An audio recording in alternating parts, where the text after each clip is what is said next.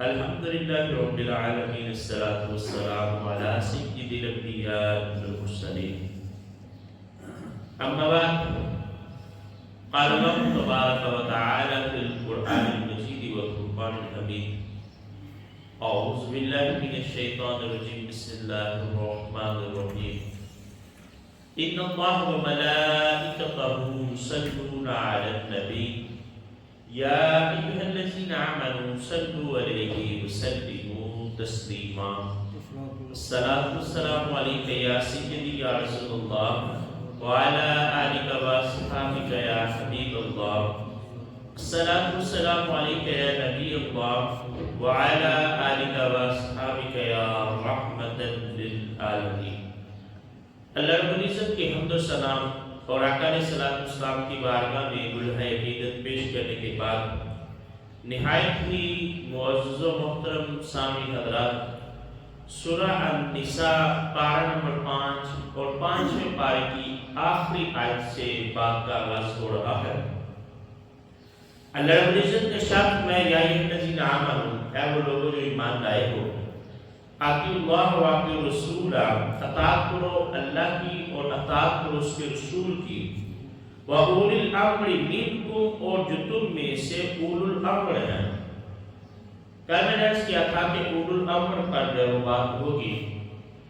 اولو الامر جو ہیں اس کے حوالے سے مفسرین اکرام نے کئی اقوال بیان کیے۔ بعض لوگوں نے کہا کہ اولو الامر سے مراد جو علماء حق ہیں یہ ہیں، یا دوسرے لفظوں میں کہ ہر دور کے اندر وہ علماء کے جن پر لوگوں کا اعتماد ہے، اور وہ علماء جو فتویٰ نویس ہیں، جو فتویٰ دیتے ہیں، ان کی بات کو ماننا ہے۔ جو ہمارے یہاں شیعہ بھائی ہیں ان کے نزدیک اولو الامر سے مراد جو ان کے ائمہ ہیں، 12 امام ہیں، وہ اس سے مراد ہے۔ اور ایک قول یہ ہے کہ اولو الامر سے مراد حکمران، کہ حکومت کے اندر جو لوگ موجود ہیں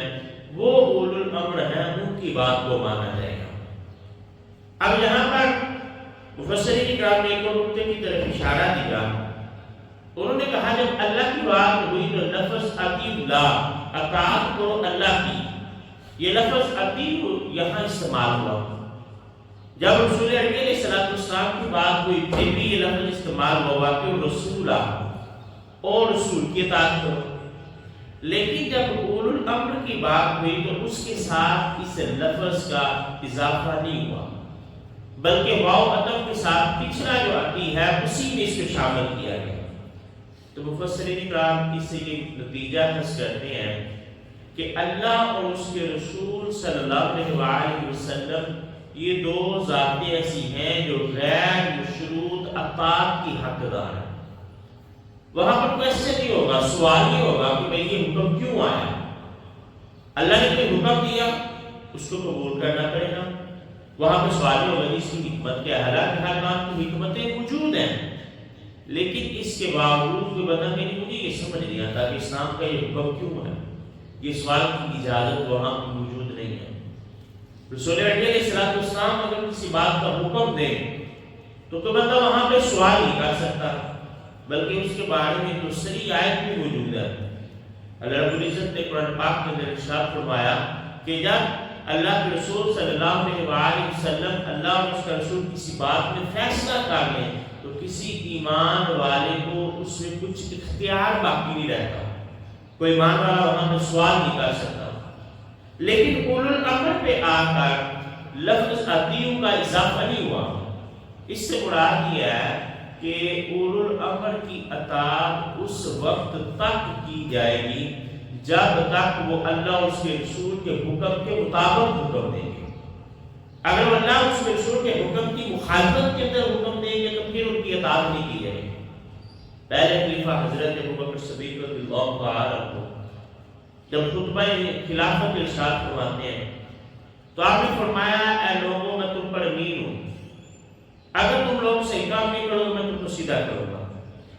اگر میں تمہیں اللہ اور اس کے رسول کی طرف بلاؤں تو تم میری اطاعت کرنا، لیکن اگر میں تمہیں شریعت کے خلاف حکم دوں تو پھر تم میری اطاعت نہ کرنا۔ یہ کون کہہ رہے ہیں؟ یہ خلیفہ راشد کہہ رہے ہیں جن کی خلافت منہاج النبوہ پر تھی، رسول اللہ صلی اللہ علیہ وسلم کے طریقے پر جنہوں نے حکمرانی کی، جن کے بارے میں اللہ کے رسول صلی اللہ علیہ وسلم نے فرمایا کہ تم پر میری اور میرے خلفائے راشدین کی اطاعت لازم ہے۔ وہ جب خلیفہ بنتے ہیں تو وہ کہتے ہیں کہ میری اطاعت بھی تب ہی کی جائے گی جب تک میں شریعت کے مطابق حکم دوں۔ اگر کوئی حکم خلاف شرع ہوگا، شریعت کی خلاف اگر کوئی بات ہوگی تو پھر میری اطاعت نہیں کی جائے گی۔ تو اس کے بعد کے لوگ جو ہیں وہ تو اس سے بھی زیادہ اختیار کے حقدار ہیں کہ ان کے معاملے میں ہم تفکر کریں، غور کریں کہ آیا ان کا حکم شریعت کے مطابق ہے کہ شریعت کے مخالف ہے۔ اگر تو شریعت کے مطابق ہوگا تو اس کو مانا جائے گا۔ حکمران جو ہے ہر دور کی حکومت وہ اولو الامر کے اندر موجود ہے، لیکن حکمرانوں کی بات تب سنی جائے گی جب وہ خلاف شرع حکم نہیں دیں گے۔ لیکن اگر ان کا حکم جو ہے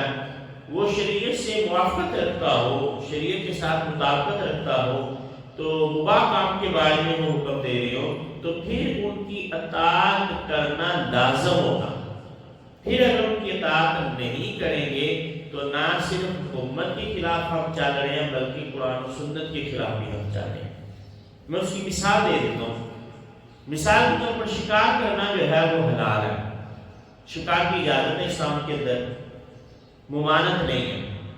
لیکن شکار کرنا فرض واجب نہیں ہے، مباح ہے نا۔ آپ شکار کرتے ہیں تو بھی ٹھیک ہے، نہیں کرتے تو بھی ٹھیک ہے، آپ گنہگار نہیں ہو۔ اب حکومت کیا کہتی ہے؟ وہ کہتی ہے ٹھیک ہے شکار آپ کر لیں، لیکن فلاں جو مہینہ ہے نا ان مہینوں میں آپ شکار نہیں کریں گے۔ اب حکومت کی بات کو ماننا جائے گا کیونکہ ان کی بات خلاف شرع نہیں ہے، ان کی بات کو مانا جائے گا۔ اگر کوئی ان کی مخالفت کرتا ہے تو وہ نہ صرف حکومت کی مخالفت کرتا ہے بلکہ وہ بندہ جو ہے وہ قرآن کی مخالفت بھی کرتا ہے، وہ جو ہے وہ شریعت کے اصولوں کے خلاف چلتا ہے، کیونکہ شریعت نے کہا کہ اطاعت کرو اولو الامر کی، جو تم میں سے حکومت والے ہیں ان کی بھی اطاعت کرو، کیونکہ حکومتوں کا کام ہوتا ہے معاملات کو منظم کر کے لے کے چلنا۔ اگر لوگ اپنی مرضی سے کام کرتے رہیں گے تو پھر نظام جو ہے وہ خراب ہوتا ہے، پھر لوگ جو ہے وہ فرقے کی طرف چلتے ہیں اور اپنی مرضی کرنے کی کوشش کرتے ہیں، جس کی وجہ سے اجتماعیت جو ہے وہ ختم ہو جاتی ہے۔ فَإِنْ پھر اگر تمہارا کسی معاملے میں اختلاف ہو جائے، پھر کسی بات میں فَرُدُّوهُ إِلَى اللَّهِ وَرَسُولِهِ تو اس کو لٹا دو اور اس کے رسول کی طرف۔ یہاں مفسرین اکرام نے ایک اور نتیجہ بھی نکالا، انہوں نے کہا اس آیت سے اسلامی شریعت جو ہے اس کی 4 اصولوں کا پتہ چلتا ہے۔ سب سے پہلا کہ ہم نے شریعت لینی ہے اللہ رب العزت کی ذات سے۔ عطی اللہ کے اندر یہ بات چھپی ہوئی ہے کہ جب بھی ہم کسی قانون کے بارے میں سوچیں گے، قانون بنائیں گے تو پہلے دیکھیں گے کہ اللہ کا حکم کیا ہے، قرآن کے اندر اس کے بارے میں کیا رہنمائی ملتی ہے۔ دوسری چیز سنت ہے، اس کا دوسرے لفظ میں استعمال ہوگا کہ رسول، اور رسول کی اطاعت کرو۔ اگر وہ چیز ہمیں قرآن کے اندر موجود نہیں ملتی یا ہماری سمجھ میں نہیں آتی تو پھر ہم سنت کی طرف جائیں گے، رسول اللہ صلی اللہ علیہ وسلم کے فرمان میں ڈھونڈیں گے کہ اس چیز کا حل کیا ہے، اور اگر وہاں پر بھی نہ ملے تو پھر ہم اجماع امت کو دیکھیں گے کہ جو ہمارے بزرگان دین گزر چکے، صحابہ کرام رضوان میں، پھر تابعین میں، پھر اس کے بعد والے دور میں، کہ وہ مسئلہ جو ہے اس پر امت کا موقف کیا ہے، امت اس مسئلے پر کھڑی کہاں ہے، اس کے مطابق جو ہے وہ فیصلہ کیا جائے گا۔ وہ آتا ہے اولو الامر کے اندر کہ اولو الامر میں اجماع امت جو ہے وہ شامل ہے۔ پھر اس کے بعد ہے قیاس، کہ قیاس کا جو نتیجہ وہ علماء کرام نے یہاں سے نکالا، فَإِن تَنَازَعْتُمْ، پھر تم دیکھتے ہو کہ ایک معاملے میں تمہارا تنازع ہو گیا، تم سمجھتے نہیں ہو۔ ایک تو ہے اجماع، کسی مسئلے کے اندر امت جو ہے وہ متفق ہو گئی ہے، وہ اجماع ہو گیا ہے۔ لیکن اگر کسی مسئلے میں امت کے اختلاف ہو گیا ہے، ایک موقف پر وہ قائم نہیں رہے، ہر بندے کی الگ رائے ہے، پھر دیکھا جائے گا قیاس کے بارے میں، اس کو قرآن و سنت کی روشنی میں دیکھا جائے گا کہ اس جیسے کوئی اور احکام موجود ہے، اس سے پھر نتیجہ خاص کر کے اس معاملے کو آگے لے کے چلیں گے۔ تو یہ 4 اصول جو ہے شریعت کے، قانون شریعت کے، وہ اس آیت کریمہ سے اخذ ہوتے ہیں۔ ان کو تم اگر تم تؤمنون باللہ، اللہ پر ایمان رکھتے ہو، والیوم الآخر، اور آخرت کے دن پر، ذالک خیر، یہ تمہارے لیے بہتر ہے، واحسن تاویلا، اور یہ بہت اچھا انجام ہے۔ پھر میں علم دارا کہ آپ نے نہ دیکھا الی الذین، ان لوگوں کی طرف، یدعون، جو گمان کرتے ہیں، انہم آمنوا، کہ وہ ایمان لائے، بما انزل الیک، جو اتارا گیا آپ کی طرف، وما انزل من قبلک، اور جو آپ سے پہلے پر اتارا گیا، یریدون، وہ چاہتے ہیں، ان یتحاکموا الی الطاغوت، کہ وہ فیصلے طاغوت کے پاس لے جائیں۔ فرمایا کیا تم نے ان کو نہیں دیکھا کہ جو یہ سمجھتے ہیں کہ ہم ایمان لے آئے ہیں آپ پر بھی اور آپ سے پہلوں پر، قرآن پر جو قرآن سے پہلی کتابوں پر بھی، لیکن جب فیصلہ کروانے کی بات آتی ہے تو وہ طاغوت کے پاس لے جاتے ہیں۔ اس کے بارے میں مفسرین کرام نے اس حدیث کو کوٹ کیا، بڑی معروف حدیث ہے، لیکن اس کے ابتدائی حصہ میں عرض یہ دیتا ہوں کہ ایک یہودی اور ایک منافق کا جو ہے وہ تکرار ہو گیا،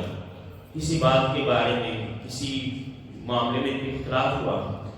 تو جو یہودی تھا وہ کہتا تھا کہ فیصلہ اللہ کے رسول صلی اللہ علیہ وسلم سے کرواتے ہیں، حالانکہ یہودی ہے لیکن رسول اللہ صلی اللہ علیہ وسلم کے عدل سے واقف ہے، جبکہ جو منافق ہے وہ کہتا ہے نہیں، فیصلہ ہم کعب بن اشرف سے کروائیں گے۔ کعب بن اشرف کو یہاں طاغوت کہا گیا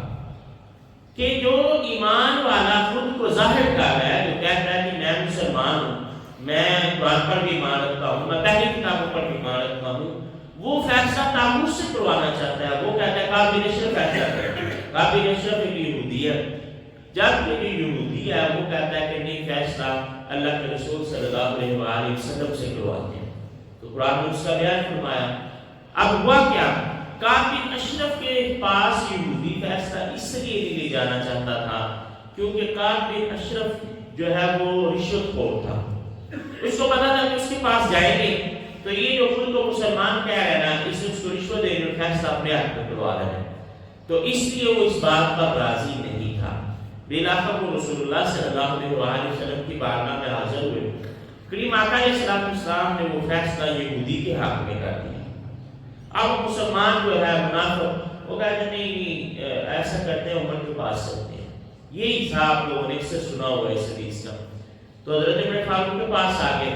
یہودی کہنے لگا کہ آپ فیصلہ کر لیں لیکن میں ایک گزارش کرنا چاہتا ہوں۔ حضرت عمر فاروق نے پوچھا بتاؤ تم کیا کہتے ہو؟ کہا کہ اس بارے میں فیصلہ جو ہے اللہ کے رسول صلی اللہ علیہ وسلم نے میرے حق میں کر دیا ہے۔ جب یہ بات حضرت عمر فاروق نے سنی، انہوں نے کہا وہ بھی میں فیصلہ کرتا ہوں، اور گھر کے اندر جو تلوار لے آئے اور آپ نے اس تلوار سے اس منافق کی گردن اڑا دی، اور آپ نے فرمایا کہ جسے اللہ کے رسول صلی اللہ علیہ وسلم کا فیصلہ قبول نہیں ہے، اس کا فیصلہ عمر کی تلوار کریں۔ تو یہ بات اس کرنے کا مقصد ہے کہ کچھ لوگ ایسے ہیں جو ظاہر تو مسلمان ہیں لیکن نفاق ان کے دلوں کے اندر ہے، وہ فیصلہ کروانا چاہتے ہیں تو وہ طاغوت کے پاس جاتے ہیں، وہ جو دین سے روکنے والے ہیں ان کے پاس جاتے ہیں، وہ اللہ اس کے رسول صلی اللہ علیہ وسلم کو حاکم نہیں مانتے۔ وقال امروا، حالانکہ انہیں حکم دیا گیا تھا ان یکفروا بہ، کہ طاغوت کا انکار کرو۔ پیچھے بھی گزرا کہ ہر وہ چیز جو تمہیں اللہ اور اس کے رسول صلی اللہ علیہ وسلم سے روکے، اس چیز سے انکار کرو، اس کی مخالفت کرو۔ وَيُرِيدُ الشَّيْطَانُ، حالانکہ شیطان یہ چاہتا ہے أَن يُضِلَّهُمْ ضَلَالًا بَعِيدًا، کہ لوگوں کو دور کی گمراہی میں لے جائے، دین کے راستے سے بہت دور لے جائے۔ وَإِذَا قِيلَ لَهُمْ، جب ان سے کہا جاتا ہے تعالوا آؤ إِلَى مَا أَنزَلَ اللَّهُ، جو اتارا اللہ نے، وَإِلَى الرَّسُولِ، اپنے رسول کی طرف، رَأَيْتَ الْمُنَافِقِينَ، آپ منافقوں کو دیکھیں گے، یصدون عنک صدودا، کہ وہ جانتے ہوئے بھی منہ موڑتے ہیں، وہ موڑنا شروع کر دیتے ہیں۔ حالانکہ منافق کی بات ہو رہی ہے نا، پیچھے پچھلی آیت کے اندر بھی ایمان والوں کی بات نہیں ہو رہی کہ وہ لوگ جن کے دلوں کے اندر نفاق ہے ان کا طرز عمل کیا ہے کہ جب قرآن کی آیات اترتی ہے، جب ان سے کہا جاتا ہے قرآن کی طرف آؤ تو وہ منہ بگاڑنا شروع کر دیتے ہیں، ان پر یہ کام جو ہے وہ بھاری ہو جاتا ہے۔ کسی بھی معاشرے کے اندر سب سے زیادہ جس نے نقصان پہنچایا وہ منافقین ہے۔ منافقین وہ لوگ ہوتے ہیں جو ظاہر تو آپ کے ساتھ ہوتے ہیں لیکن اندر سے آپ کے ساتھ نہیں ہوتے۔ آپ قرآن پاک کا مطالعہ کریں، قرآن پاک نے کثرت کے ساتھ منافقین کی نشانی کو بیان کیا۔ اس کی وجہ کیا ہے؟ اس کی وجہ یہی ہے کیونکہ وہ لوگ ایسے تھے جو اندر رہ کر اسلام کو نقصان پہنچا رہے تھے۔ اور آپ علیہ السلام کی تاریخ میں بھی دیکھیں تو آپ کو دو نام نفاق کے حوالے سے ملتے ہیں، میر جعفر اور میر صادق کا،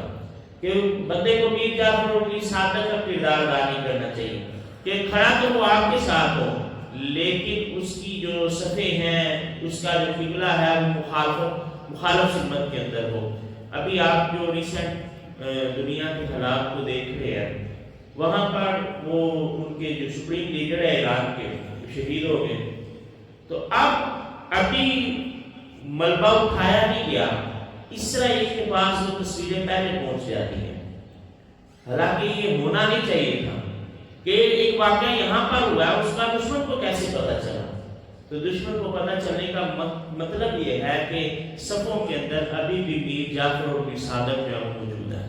ابھی بھی منافقین جو موجود ہیں جن کی وجہ سے جو ہے وہ اب آپ بطور نظریاتی ہمارے عراق کے ساتھ اختلافات ضرور ہوں گے۔ ہم سمجھتے ہیں کہ وہ چونکہ اہل تشیع کی حکومت ہے، ان کے اور ہمارے نظریات کے بڑے اختلاف ہیں، لیکن من حیث قوم جب ہم دیکھتے ہیں تو یہ معاملہ صرف ایران کا نہیں ہے، یہ معاملہ مسلم امہ کا ہے۔ ایران کو ٹارگٹ اس لیے کیا گیا کہ ایران جو ہے وہ چبھتا ہے اس وجہ سے کہ وہ فنڈامنٹل سٹیٹ ہے، وہ نظریاتی لوگ ہیں، ان کا جو یہ ابھی حکومت چل رہی ہے وہ انقلاب کے نتیجے میں آئی، اور جو انقلاب آیا وہ مذہبی انقلاب تھا۔ امام خمینی جو انقلاب لے کر آئے وہ دین کے نام پر لے کر آئے، تو کوئی بھی نان مسلم جو ہے اس کو ہماری نمازوں سے فرق نہیں پڑتا، ہمارے روزوں سے فرق نہیں پڑتا۔ آپ امریکہ کے اندر جا کے نمازیں پڑھیں، مسجدیں موجود ہیں، کوئی مسئلہ نہیں۔ ایون آپ اسرائیل کے اندر چلے جائیں، وہاں بھی آپ کو مسجدیں مل جائیں گی۔ مسئلہ تب آتا ہے جب اولو الامر کی بات آتی ہے، جب حکومتوں کی بات آتی ہے، جب آپ نظام کو قائم کرنے کی بات کرتے ہیں۔ تو ایران چونکہ جس طرح کا بھی ان کا نظریہ ہو، لیکن انہوں نے اپنا نظام جو ہے وہ اپنی شریعت کے مطابق قائم کیا، اس لیے وہ انٹرنیشنل لیول پر نان مسلم جو ہے ان کو قبول نہیں ہے۔ یہاں پاکستان کے اندر اگر پاکستان کو ٹارگٹ کیا جاتا ہے تو پاکستان کو ٹارگٹ کرنے کی وجہ یہ ہے کہ یہاں پر وہ جو نظریاتی لوگ ہیں وہ عوام کے اندر موجود ہیں۔ حکومتی سطح پر تو وہ اسلام کا تصور پاکستان کے اندر موجود نہیں ہے، لیکن جو مڈل کلاس لوگ ہیں وہ فنڈامنٹل لوگ ہیں، وہ اپنے نظریے پر کار کرتے ہیں، اپنے نظریے پر بات کرتے ہیں۔ آپ دیکھیں کون سوچ سکتا تھا کہ یہ تحریک لبیک کس طرح پیدا ہو سکتی ہے، جب دور دور تک ہمیں جو ہے وہ لادینیت دکھائی دیتی تھی، ہر طرف جو ہے وہ بندہ جو لبرلزم ہے اس کی بات کرتا تھا، اس معاشرے کے اندر ایک اتنی مضبوط تحریک جو ہے وہ بڑھتی ہے کہ پوری دنیا کے اندر وہ چھا جاتی ہے اسلام کے حوالے سے، کیونکہ وہ درمیان کے مڈل کلاس لوگ ہیں، جو نظریاتی لوگ ہیں وہ اس کے ساتھ اٹیچ ہوتے ہیں۔ اس لیے یہ دنیا سمجھتی ہے کہ پاکستان ہمارے لیے خطرہ ہے، حکومتی سطح پر نہیں، یہاں پر انقلاب کی اگر بات ہوتی ہے تو یہ مڈل کلاس لوگ جو ہیں، یہ نظریاتی لوگ ہیں، یہ کسی وقت بھی نظام کی جو ہے وہ بات کر سکتے ہیں۔ تو میں یہ عرض کر رہا ہوں کہ تم ان لوگوں کو دیکھو گے جو منافقین ہیں کہ منافقین منہ موڑتے ہیں، ان کے دلوں کے اندر کوئی اور بات ہے، کیفا بس کیسا حال ہوگا اذا اصابتہم، جب پہنچے گی انہیں مصیبت، ان کی مصیبت بما قدمت ایدیہم، جو انہوں نے اپنے ہاتھوں سے آگے بھیجی، جو وہ کرتے ہیں، جو حرکتیں کرتے ہیں، اس وجہ سے جب ان پر کوئی مصیبت آتی ہے ثم جاءوک، پھر وہ آپ صلی اللہ علیہ وسلم کے پاس آ جاتے ہیں، یحلفون، اور قسمیں کھانے لگتے ہیں، باللہ، اللہ کی۔ منافقین کا درس میں اللہ تعالیٰ نے قرآن پاک کے اندر بیان کیا کہ یہ لوگ کیا کرتے ہیں، پہلے تو اسلام کی مخالفت کرتے ہیں، پہلے تو یہ کہتے ہیں کہ ہم عزت والے مدینہ جا کے معاذاللہ ان ذلت والوں کو مدینے سے نکال دیں۔ رسول اللہ علیہ السلام تک یہ بات پہنچتی ہے تو آقا علیہ السلام عبداللہ بن ابی کو بلاتے ہیں، ہاں بھائی یہ بات تو نہیں کی ہے، نہیں، وہ تو قسم اٹھا جاتا ہے اور وہ کہتا ہے میں نے وہ قرآن کی قسم اور اللہ کی قسم اٹھاتا ہے کہ نہیں یا رسول اللہ علیہ وسلم میں نے تو یہ بات نہیں کی۔ اللہ کے رسول صلی اللہ علیہ وآلہ وسلم ان کی قسموں پر اعتماد کرتے ہیں، حالانکہ جانتے ہیں کہ یہ جھوٹ بول رہے ہیں، لیکن چونکہ اللہ اور اس کے رسول صلی اللہ علیہ وآلہ وسلم کے درمیان میں فاصلہ آ جاتا ہے، آپ ان کو چھوڑ دیتے ہیں، ان کی بات کو تسلیم کرتے ہیں، اور وہ جا کے اپنی محفلوں میں پھر کہتے پھرتے ہیں دیکھیں معذرہ ہم نے بیوقوف بنا دیا۔ اللہ رب العزت نے فرمایا نہیں، دراصل میرا محبوب تمہیں ڈیل دے رہا ہے، یہ اللہ اس کے رسول صلی اللہ علیہ وسلم کی طرف سے ڈیل دی جا رہی ہے۔ پھر وہ وقت بھی آتا ہے جب اللہ کے حکم سے رسول اللہ صلی اللہ علیہ وسلم بائی نیم ایک ایک کا نام لے کے کہتے ہیں تم بھی اٹھو، تم بھی منافق ہو، تم بھی اٹھو، تم بھی اس وجہ سے تم بھی منافق ہو۔ تو ان کا پہلا رویہ کیا ہے کہ وہ لوگوں کو تو روکنے کی کوشش کرتے ہیں، شریعت کے احکامات حاضر ہوتے ہیں، وہ بگاڑ لیتے ہیں، لیکن جب ان پر کوئی مصیبت آ جاتی ہے، جب وہ پکڑے جاتے ہیں تو رسول اللہ صلی اللہ علیہ وسلم کی بارگاہ میں حاضر ہو کر وہ اللہ کی قسمیں اٹھانا شروع کر دیتے ہیں۔ ان اردنا الا احسانا و توفیقا، آپ ان کے ساتھ بلائی اور میل ہو رہی ہے۔ آپ کو ابھی وقت کے ساتھ ہے نا، ابتدا کے اندر آپ دیکھیں جہاد کے احکامات نازل نہیں ہوئے، ابتدا کے اندر مکی زندگی میں صبر کی بات ہوئی، مدنی زندگی میں جہاد کی بات ہوئی، لیکن منافقین کے بارے میں اللہ اور اس کے رسول صلی اللہ علیہ وآلہ وسلم کا حکم کیا تھا کہ ابھی ان کو کچھ نہ کہا جائے۔ لوگ آئے نا، انہوں نے کہا جی عبداللہ بھی وہی گئے ویسی ایسی باتیں کرتا ہے، آپ حکم دیں تو ہم ان کو قتل کر دیتے ہیں، کہ گردنیں اڑا دیتے ہیں۔ تو اللہ کے رسول صلی اللہ علیہ وآلہ وسلم نے فرمایا اگر تم ایسا کرو گے تو لوگ کیا کہیں گے کہ مسلمان خود ایک دوسرے کی گردنیں کاٹنا شروع ہو گئے، کیونکہ ظاہراً تو عبداللہ بھی وہی کرنا پڑتا ہے، نفاق اس کے دل کے اندر ہے۔ تو اللہ کی عزت اور اللہ کے رسول صلی اللہ علیہ وآلہ وسلم نے اس چیز سے منع فرمایا،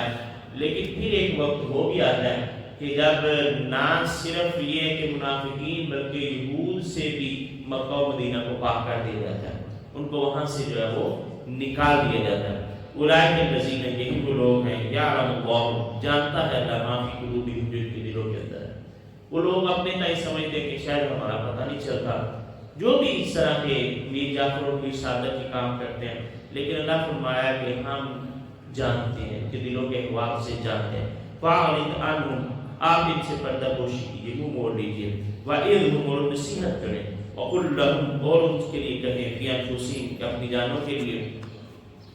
قَوْلًا بَلِيغًا، بہت مؤثر بات۔ ابھی جو حکم ہو رہا ہے، ابھی کے لیے حکم ہو رہا ہے کہ دردا گزر، آپ گزر بسر کریں، ابھی ان کو اگنور کر دیں، ابھی ان کی پکڑ جو ہے وہ نہ کریں،